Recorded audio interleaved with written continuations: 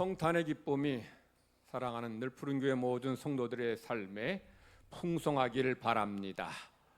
예수님 이 땅에 오신 탄생을 축하하며 구원의 은혜가 여러분의 삶에 넘칠 줄 믿습니다. 매년 12월 이맘때쯤이면 예루살렘 베들레헴에는 성지 순례 계획으로 발 디딜 틈이 없습니다. 특별히 베들레헴에는 더 많은 사람들이, 더 많은 순례객들이 방문하고 찾습니다. 지금 이스라엘과 하마스 간의 전쟁이 없었다면 지금 아마 성지에는 사람들로 미어 터질 텐데 아마 올해는 그렇지 못하지 싶습니다. 평상시에, 우리 전쟁이 없을 평상시에 12월 달에 성지 순례객들이 가장 많이 찾는 곳은 어디일까요? 베들레헴입니다. 왜 베들레헴일까요? 베들레헴에서 예수님이 탄생하셨기 때문에. 그래서 베들레헴에 가면 여러 교회가 있는데 그 중에 이제 목자들의 교회도 있고 수태 고지 교회도 있고 예수님 탄생 교회도 있습니다. 목자들의 교회는 어디 세웠는가 하면 목자들이 천사로부터 아기 예수님 탄생에 대한 소식을 들은 그곳에 이제 목자들의 교회를 세웠어요. 아주 한 10평 정도의 자그만하게, 아주 교회 의자도 몇 개 되지 않을 만큼 작게 지었습니다. 예수님 수태고지 교회는 이건 마리아가 천사로부터 예수님을 잉태하게 될 것에 대한 수태고지를 받은 곳에 세운 교회입니다. 예수님 수태고지 교회는 꽤 커요. 굉장히 큽니다. 크고 거기에는 이제 예배당이 있고 사방으로 이제 벽이 있는데 사방에 이제 담이 있는데 담에 보면 이제 전 세계 60개 나라에서 이제 보낸 성모자상 성화가 벽화에 쫙 그려져 있어요. 다 예수님과 성모 마리아와 이렇게 성모 마리아가 예수님을 안고 있는 그런 이제 벽화죠. 그런 그림인데 우리나라에서 보낸 그 벽화는 어떻게 되어 있는가 하면은 마리아가 한복을 입고 이렇게 이제 아기 예수님을 안는 그런 이제 그림을 이렇게 그려놨어요. 물론 흑인들이 보낸 아프리카 국가에서 보낸 그 성모자상은 어떤 그림일까요?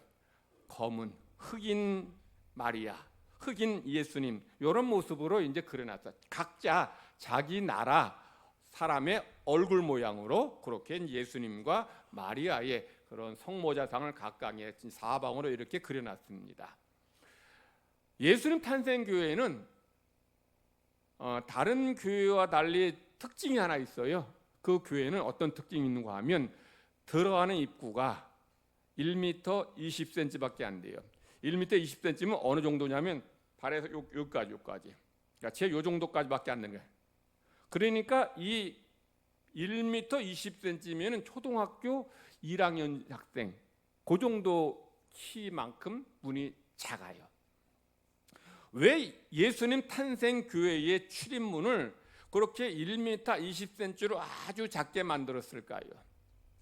예수님 탄생하신 현장을 보기 위해서는 이렇게 허리를 숙이고 낮아져야 한다는 거죠. 더 나아가 예수님 만나기 위해서는 그가 세상에 가진 지위, 명예, 권력, 돈 다 내려놓고 엎드리고 무릎 꿇어야 된다는 거예요. 하나님이 사람이 되신 것은 낮아짐에 극치를 할 수 있어요. 창조주가 피조물이 되었다는 것은 겸손함의 끝판왕이라는 얘기예요. 그런 하나님이 이렇게 낮아져서 이 땅에 내려오셨으니 그 예수님 탄생의 현장을 보기 위해서는 세상의 타이틀, 세상의 지위, 명예 다 내려놓고 들어가야 된다는 거죠. 아니 더 나아가서 이 땅에 오신 예수님 만나기 위해서는 그가 세상에서 나임내 이런 교만함, 이런 자랑, 이런 모든 것들을 다 내려놓고 지극히 겸손하고 겸비한 마음으로 예수님 앞으로 나아갈 때에 그때 예수님을 만날 수 있게 된다. 이런 메시지를 주고 있는 거예요. 그러므로 예수님 탄생 교회의 문을 1m 20cm로 만드는 것은 성탄의 의미를 우리에게 잘 이야기해 주고 있습니다. 예수님이 어떤 분이신지, 그리고 더 나아가 예수님 믿는 여러분들은 어떤 삶을 살아야 하는지를 그 문에서 중요한 메시지를 주고 있는 거죠. 오늘 미가 예언자의 예언입니다. 미가는 주전 750년에 활동한 예언자로서 이사야와 비슷한 때에, 같은 때에 활동한 예언자입니다. 그러니까 이사야가 주로 왕궁에서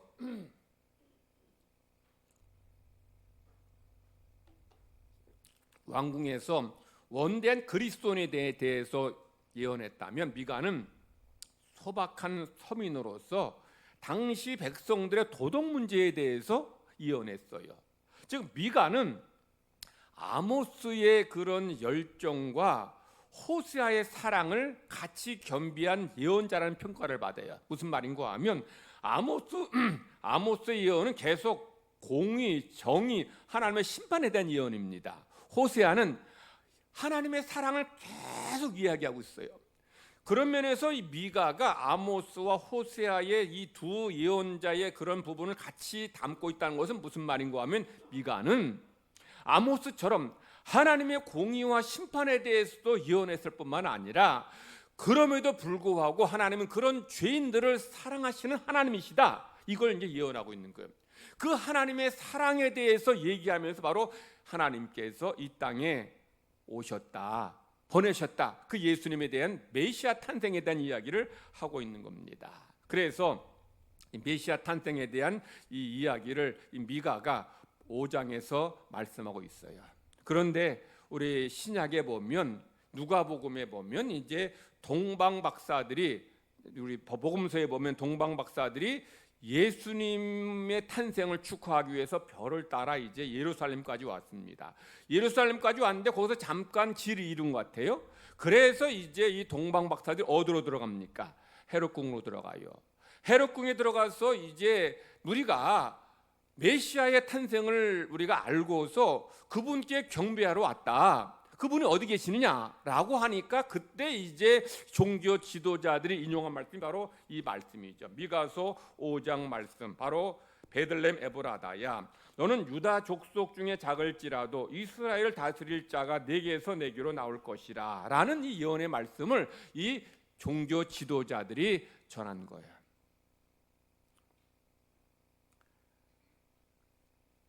동방 박사들이 이 예수님의 탄생을 축하하기 위해서 예루살렘에 와서 우리가 그분의 탄생을 축하하기 왔다고 하니까, 이 복음서에 보면 뭐라고 되어 있는가 하면, 헤롯과 온 예루살렘이 듣고 소동했다는 거예요.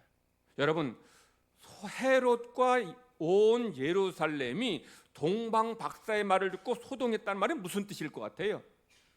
헤롯과 온 예루살렘 사람들이 동방 박사의 말을 듣고 깜짝 놀랐다는 거예요. 왜 놀랬을까요? 왜 놀랬어요?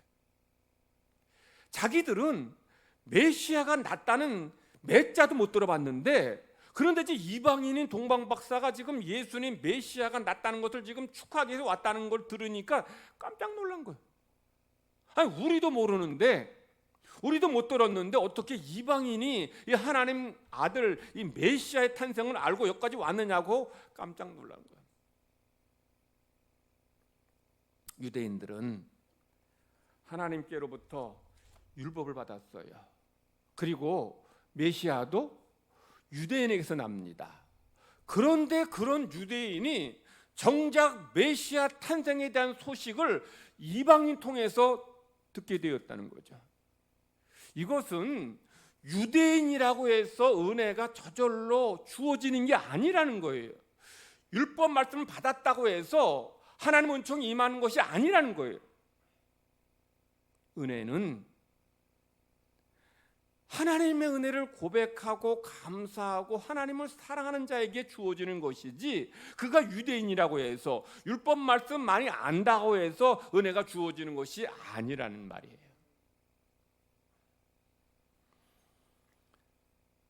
여러분, 교회 오래 다니면, 신앙생활 오래 하면, 또 우리가 또 중직을 맡으면 저절로 은혜가 주어집니까?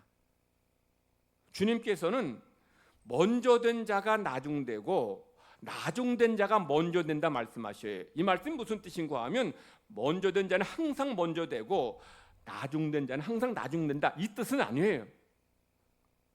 먼저 되었어도 은혜를 감사하지 않고 은혜를 고백하지 않으면 그런 사람은 나중된다는 얘기고, 반대로 나중되었고 늦게 믿었지만 그 하나님의 은혜를 감사하고 겸비하게 하나님 앞에 나아갈 때에 하나님은 그런 자들에게 은혜 베풀어 주시고 그런 자들에게 만나 주신다는 거예요. 바로 성탄절은 우리에게 이런 메시지를 주고 있어요. 이 땅에 오신 메시아, 그분 만나기 위해서, 그 은혜 가운데 살기 위해서는 우리가 은혜를 사모하며 은혜를 감사하며 하나님 앞에 나아가야 한다는 거예요. 그런 성탄절이 될 때에 여러분은 그 주님을 만나게 될 줄 믿습니다. 오늘 본문에서 이 미가는 이 땅에 오신 메시아가 어디에서 태어난다 예언했어요? 베들레헴 에브라다. 예수님이 어디에 태어나요? 베들레헴 에브라다. 이 베들레헴이란 말은 그 이 지명은 빵집이라는 빵집, 그리고 에브라다는 풍성한 결실이란 뜻입니다. 이것은 베들레헴에 빵집이 많기 때문에, 베들레헴 가면 거리 전체가 다 빵집이에요. 전체가 다. 그러니까 빵 굽는 냄새가 얼마나 아주 좋은지 몰라요. 그러니까 이 베들레헴 에브라다에서 많은 밀을 거두어서 그걸 가지고 빵을 만들으니까 이 베들레헴 에브라다, 이렇게 이해하는 거죠. 그런데 미가는 이 베들레헴 에브라다가 어떤 곳이라고 이야기하는가 하면 작은 곳이다. 베들레헴 에브라다야, 너는 작다라고. 여기서 작다는 것은 그야말로 이제 아주 작은 마을이다, 이런 뜻이에요. 이 베들레헴 에브라다는 예루살렘처럼 큰 도시도 아니고 유명한 도시도 아니에요. 사람들 모르는 작은 도시란 얘기. 그런데 작다는 말은 단순히 규모가 작다는 의미만이 아니라 보잘것없다, 천하다, 별 볼일 없다는 얘기예요. 즉 메시아가 어디 태어나요? 베들레헴 에브라다에 태어나신다는 거죠. 그런데 미가는 베들레헴 에브라다에서 이스라엘을 다스릴 지도자가 태어날 것을 예언하고 있어요. 지금 미가는 메시아를 뭐라고 표현하는가 하면 이스라엘을 다스릴 지도자. 이것은 이 예수님이 이스라엘 백성의 왕이라는 거. 왕인데 어떤 왕이에요? 권력을 가진, 힘을 가진 그런 왕이 아니라 사랑의 또는 말씀으로 가르치는 그런 왕이라는 거죠. 즉 예수님은 이 땅에 왕으로 오셨는데 힘과 무력으로 세상을 다스리는 그런 왕이 아니라 말씀과 사랑으로 그의 백성들을 돌보는 왕이라는 거죠. 그리고 여기서 지금 미가가 말하는 예수님이, 메시아가 이스라엘을 다스리는 왕이라, 지도자라 있는데 이스라엘은 어떤 사람을 말하느냐? 유대인, 혈통적인 유대인을 말하는 게 아니에요. 혈통적 유대인이 누구를 말해요? 그건 아브라함의 후손이죠. 유대인을 말합니다. 즉 이들이 이스라엘이 아니라는 거죠. 여기서 지금 이 미가가 말한 이스라엘을 다스릴 지도자 예수님은 영적인 이스라엘을 다스리는 지도자라는 거예요. 영적인 이스라엘은 어떤 사람이냐? 예수님을 자신의 구주로 고백하는 사람, 예수님의 은혜를 고백하고 겸손히 엎드리는 사람, 이런 사람이 진정한 이스라엘이고 하나님의 백성이라는 거예요. 그래서 주님께서는 그런 이들을 다스리시고 그런 이들을 돌보시고 그런 이들에게 은혜를 내려 주신다는 거예요. 유대인이라고 해서, 아브라함 후손이라고 해서 은혜 주시고 그들을 돌보는 것이 아니라 어떤 사람? 하나님의 은혜를 고백하고 주님을 나의 구주로 인정하고 겸손하게 엎드리는 그런 자들에게 만나 주시는 그런 메시아, 그런 백성을 돌보시는 메시아임을 말씀하고 있는 거예요. 미가는 예수님 베들레헴 에브라다에서 태어나신다고 말씀했는데, 예언했는데 왜 예수님이 하필 이렇게 작고 작은 베들레헴 에브라다에 태어나셨을까요? 예수님이 작고 천하고 보잘것없는 베들레헴 에브라다에 태어나신 것만이 아니죠. 누가는 예수님의 탄생에 대한 이야기를 하면서 이 마리아가 예수님을 이제 강보에 싸서 어디에 누웠다 그래요? 구유에 누웠다. 구유에. 근데 많은 분들은 예수님이 태어나신 곳을 마국간 또는 말구유라고 이렇게 생각하는데 이건 우리네 문화로 잘못 생각하는 거예요. 당시 유대인들, 일반 보통 유대인들은 말을 안 키웠어요.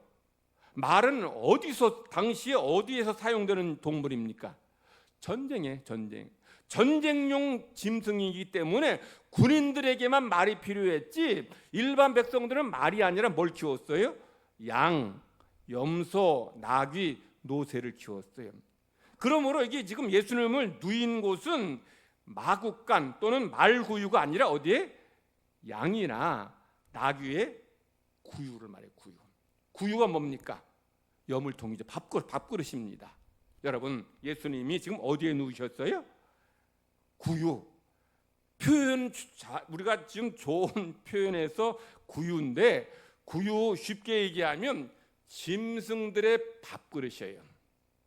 여러분, 요새는 개를 집에서 방 안에서 키우지만 옛날에 개를 마당에서 키울 때 개밥그릇이에요. 개밥그릇 떠오르면 어떤 이미지, 어떤 느낌입니까? 깨끗하고 이쁘고 사랑스럽다? 아니면 추하고 더럽고 지저분하다? 어떤 거예요? 여러분, 그 개밥그릇에 밥 주면 먹겠어요? 개밥그릇, 그게 어떤 거냐면 거기 지저분한 거, 흙 더러운 거 다 있고 그냥 그래가지고 그냥 거기다 또 밥 줘요. 예수님께서 이 구유에 누우셨다. 이게 바로 메시지예요. 무슨 메시지? 예수님의 겸손함, 지극히 낮아지심에 대한 메시지예요. 여러분, 예수님이 겸손하시다 이렇게 말로 표현하는 것만이 메시지가 아니에요. 구유에 누우신 예수님, 십자가에 죽으신 예수님, 사람이 되신 예수님, 이게 메시지인데 어떤 메시지예요? 하나님이, 거룩하신 하나님이, 창조 주신 하나님이 낮고 천한 인간의 몸으로 오셨다. 이만큼 겸손하셨는데 어느 정도로 겸손하셨느냐? 개밥그릇 같은 이런 짐승들의 더럽고 추한 그 밥그릇에 누이실 만큼 예수님이 스스로를 낮추셨고 겸손해지셨다는 거예요. 이거 얘기하는 거예요. 지금 미가가 또 성경 지지자들이 예수님이 지금 구유에 누이셨다는 것은 이런 메시지를 주고 있는 거예요. 하나님이 이렇게 겸손하셨는데, 하나님이 이렇게 낮아지셨는데, 하나님 믿는 우리 성도들은 어떤 삶을 살아야 하느냐는 거죠. 하나님이 사람 되신 것은 낮아지심의 극치예요. 거기다 작고 천한 베들레헴의 낮아지면 더 낮아지셨다는 얘기고, 거기다가 구유에 누우셨다는 것은 낮아지고 더 이상 낮아질 수 없을 만큼 낮아지신 거예요. 혹시 여러분이 아이를 정말 사랑스러운 애를 낳았는데 그 아이를 이런 개밥그릇에 크게, 개밥그릇이 크다면 거기에 누일 그런 부모 있어요? 아무도 그렇게 안 해요. 근데 하나님께서는 이 예수님을 어디에? 이 밥그릇에, 짐승들의 구유에 밥그릇에서 거기다 누이셨다는 것은 하나님의 예수님을 낮추시다는 거예요. 예수님을 낮추신 게 아니라 사실 예수님이 스스로 낮아지셨던 거예요. 낮아지셔서 여러분을 높이셨어요. 여러분을 구원하셨습니다. 여러분 하나님 자녀로 삼아주셨어요.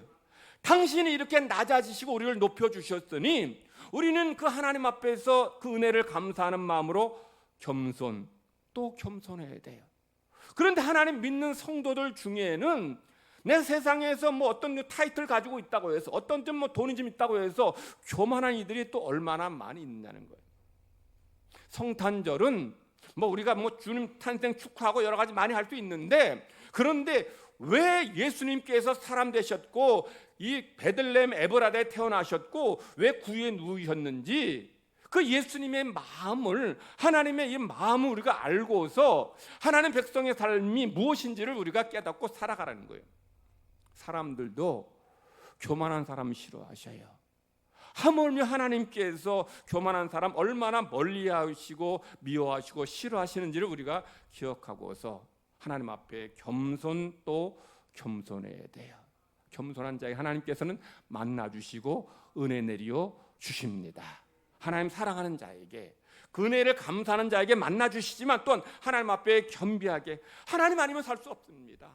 하나님의 은혜로 여기까지 살아왔고 지금 살아가는 하나님의 은혜입니다. 이렇게 겸손한 마음으로 하나님 앞에 나올 때에 그런 이들이 하나님 만나주시고 은혜 더해 주십니다. 여러분의 이런 은혜가 있기를 간절히 바랍니다. 미가는 지금 예수님을 구유에 누였다고 이렇게 예언하는데, 근데 사실 예수님의 신분은, 근본은 그렇게 낮고 천한 분이 아니에요. 지금 2절에서 지금 미가가 예수님의 근본을 뭐라 그래요? 근본을 상고에, 또 하나 영혼에 있다는, 영혼. 상고가 뭐예요? 상고. 뭐 재판에서 위 다시 이제는 뭐 마음에 안 들면 이제는 그 1심에서 2심으로 할 때 그것도 상고라 그러는데 그 상고는 아니고, 상자는 윗상자에다가 옛고입니다. 오래되었다. 자, 예수님의 근본은 오래전으로 거슬러 올라간다. 오래전이 누구일까요? 다윗 때입니다. 즉 예수님은 다윗 때까지 거슬러 올라간다는 것은 예수님은 다윗의 후손이라는 거예요. 다윗의 후손이라는 것은 무슨 말이에요? 왕이란 얘기죠. 그러니까 예수님이 이 땅에 오셨지만 사실은 왕이에요, 왕.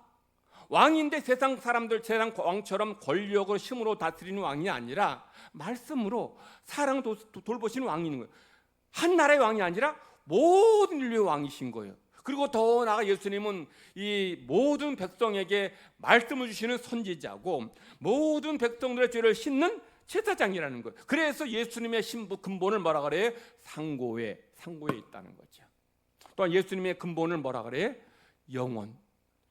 영원이라는 것은 예수님은 영원 전부터 있었다는 거죠.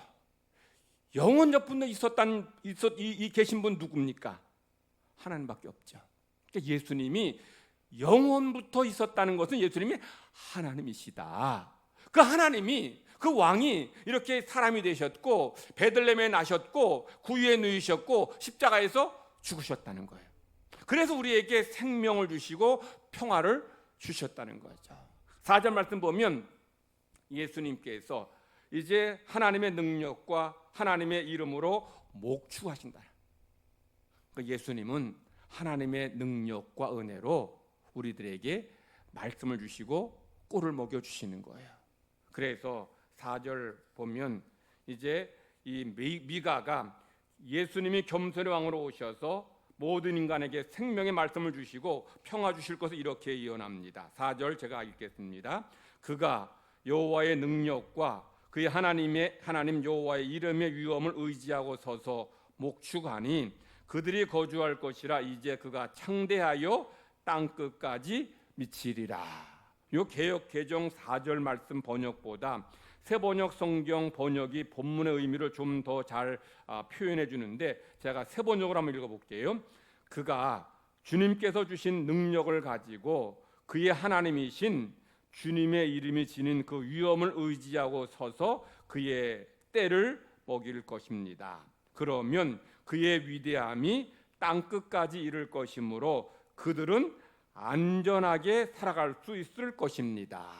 지금 미가가 예수님 탄생에 대한 이야기를 하면서 지금 뭘 얘기하는지 잘 들어보세요. 예수님이 이 땅에 오셔서 백성들을 말씀으로 꿀을 먹이셔요.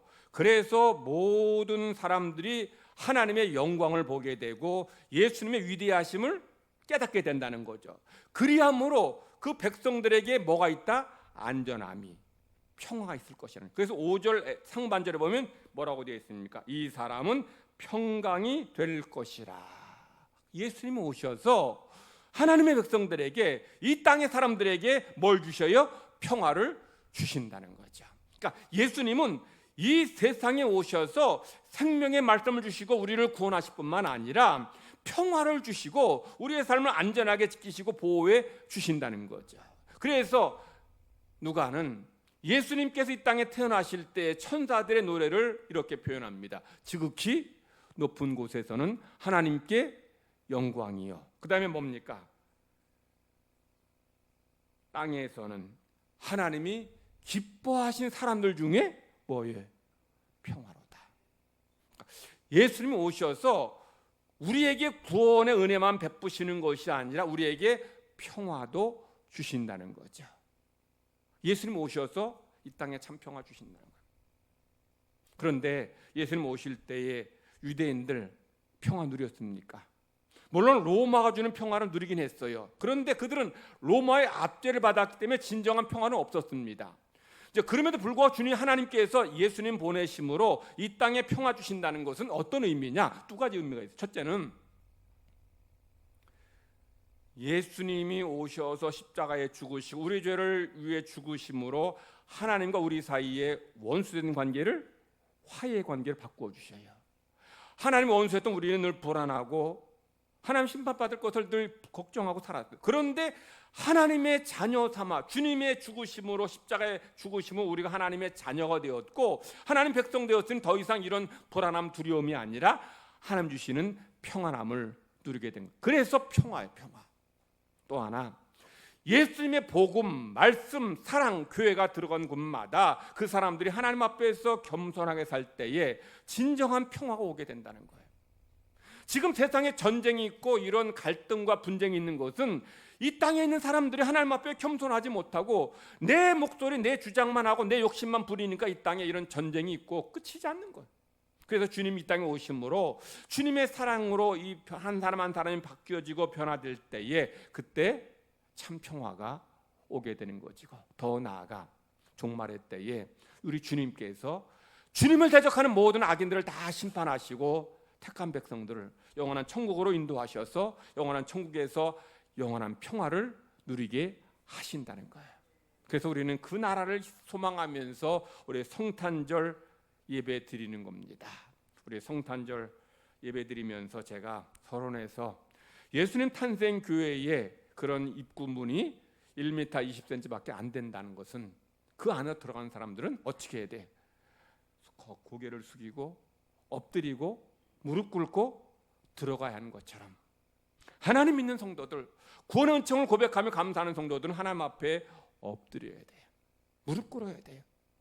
은혜 아니면 살아갈 수 없는 죄인을 맞아주시고 구원해 주시니 감사합니다. 이런 고백이 있을 때 이 성탄절의 진정한 의미가 회복될 줄 믿습니다.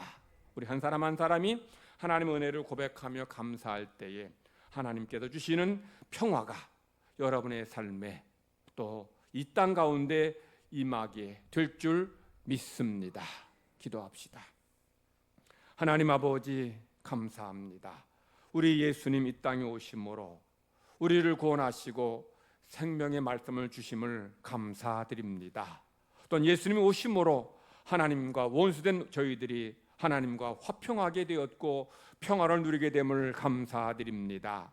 그럼에도 불구하고 아직도 세상에는 너무나 많은 사람들이 자신의 욕심과 자신의 고집을 부리면서 그래서 갈등하고 싸우고 이 땅의 평화를 깨뜨리는 이들이 많습니다.